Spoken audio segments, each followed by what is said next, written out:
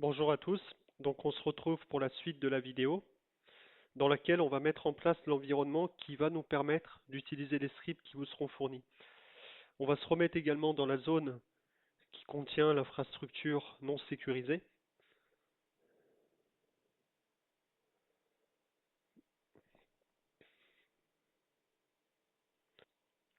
et il va falloir qu'on installe quelques utilitaires.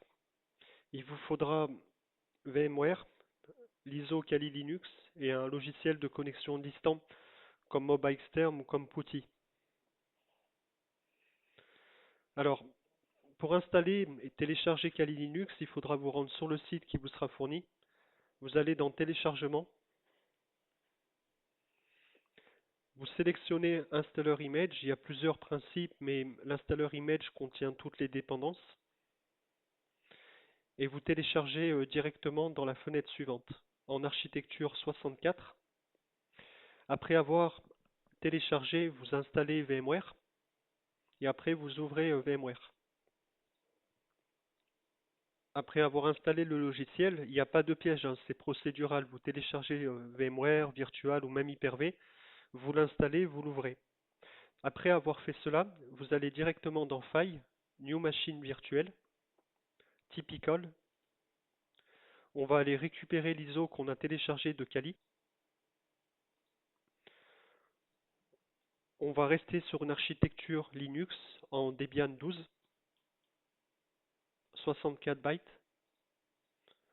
On va lui donner un nom, vous l'appelez comme vous voulez. Pour ma part, c'est sécurité, AWS. On va lui mettre un stockage de 100 Go en multiple, pas en single file. Et après, en fonction de vos caractéristiques, vous pouvez améliorer les principes suivants. Minimum 4093, 4096 plutôt, et après vous pouvez augmenter selon vos besoins. Après avoir fait ça, vous fermez la page et vous lancez votre machine virtuelle.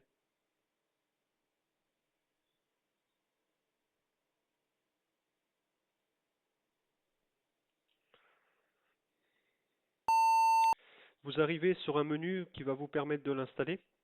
Vous cliquez sur Graphical Install.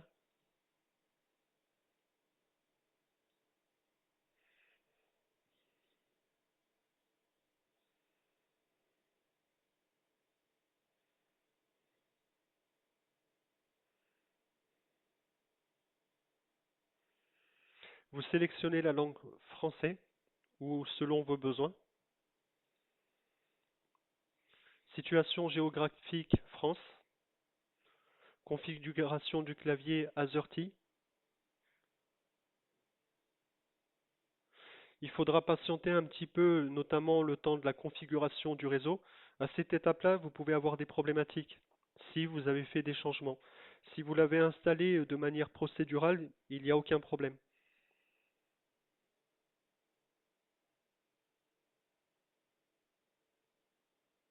Parfois, je vais mettre pause quand les étapes seront longues, notamment quand on installera tout ce qui sera les dépendances et l'interface graphique.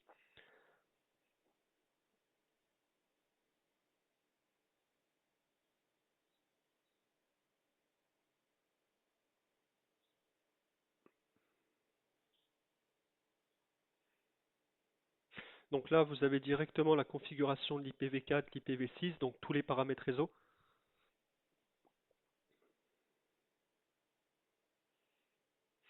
Il faudra lui donner un nom, vous l'appelez comme vous voulez. Ça n'a aucune incidence sur la suite. On laisse le domaine vide. On configure un utilisateur moindre juste en lecture. On lui définit un password.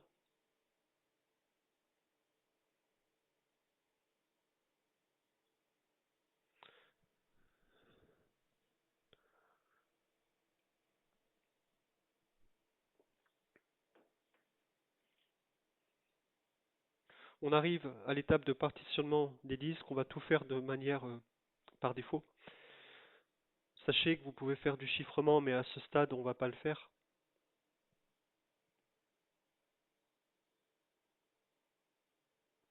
Donc, assister tout entier.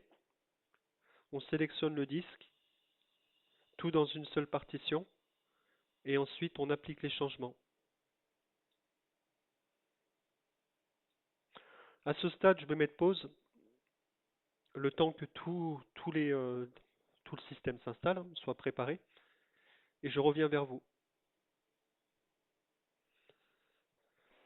On arrive sur la fin d'installation, enfin la première étape, après il y en a une deuxième.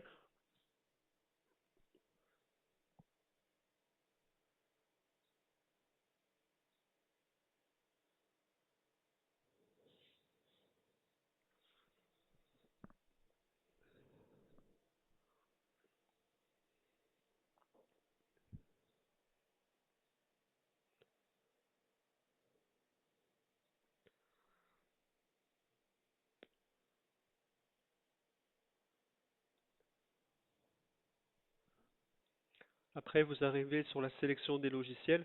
On va laisser l'environnement de bureau, XFCE, la collection d'outils, le top 10 des outils les plus populaires et les outils recommandés pour la sécurité. Du coup, vous pouvez poursuivre et à ce stade, ben, il faut patienter en fonction de votre connexion Internet. Donc là également, je vais mettre pause et je reviendrai juste après. Après le téléchargement, il faudra encore patienter le temps que les logiciels s'installent et après ça, il nous restera une dernière étape, le grub, qui permet de lancer la machine. On va mettre en place un environnement Python. Je vais vous expliquer un petit peu comment ça fonctionne. Et après ça, ben, on passera directement à l'application. On va fonctionner par couche. On va injecter les scripts pour EC2, pour la partie S3, pour la partie RDS et pour tout l'ensemble. Et après ça, on fera un contrôle d'ordre général pour voir quels sont les paramètres qui ont été changés et appliqués. On fera des liens pour que vous compreniez correctement. Donc là, à nouveau, je remets pause et je reviens après.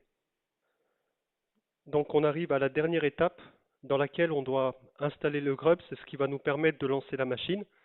Vous cliquez sur oui. Dev SDA, c'est super important. Si vous le faites manuellement, il peut y avoir des problèmes. L'opération est assez rapide.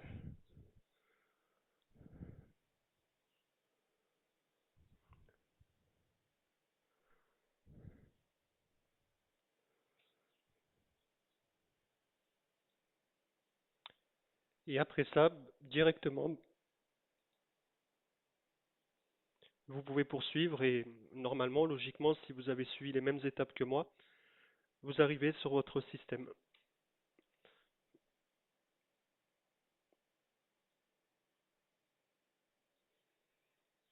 Il faudra vous loguer avec votre utilisateur.